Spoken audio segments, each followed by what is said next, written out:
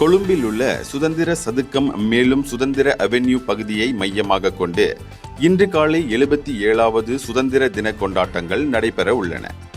நேற்று நடைபெற்ற சிறப்பு ஊடகவியலாளர் சந்திப்பில் பேசிய போலீஸ் ஊடக பேச்சாளர் SSP புத்திக மனதுங்க, நிகழ்வின் போது பாதுகாப்பை உறுதி செய்வதற்காக 1000க்கும் மேற்பட்ட போலீஸ் அதிகாரிகள் ஈடுபடுத்தப்பட்டுள்ளதாக தெரிவித்தார்.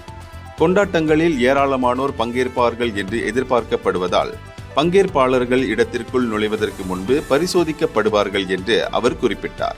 போக்குவரத்து கட்டுப்பாடுகள், மாற்று வழிகள் நிகழ்வை எளிதாக்கும் வகையில் சிறப்பு போக்குவரத்து திட்டம் செயல்படுத்தப்படும். கொண்டாட்ட பகுதியிலும் அதை சுற்றியுள்ள பல முக்கிய சாலைகளிலும் பொதுமக்களுக்கு அனுமதி இல்லை என தெரிவிக்கப்பட்டுள்ளது. செல்லுபடியாகும் அடையாள அட்டையை சமர்ப்பித்தால் குடியிருப்பாளர்கள் உள்ளே நுழைய அனுமதிக்கப்படுவார்கள் என்று போலீசார் தெரிவித்தனர். பொது நிர்வாகம், மாகாண சபைகள், உள்ளாட்சி அமைச்சகம் இந்த ஆண்டு சுதந்திர தின கொண்டாட்டத்திற்கான செலவுகளை குறைத்தல், பொதுமக்களின் சிரமத்தை குறைத்தல் ஆகியவற்றில் கவனம் செலுத்தி அதிக பொதுமக்களின் பங்கேற்பை ஊக்குவிப்பதில் கவனம் செலுத்தியுள்ளது.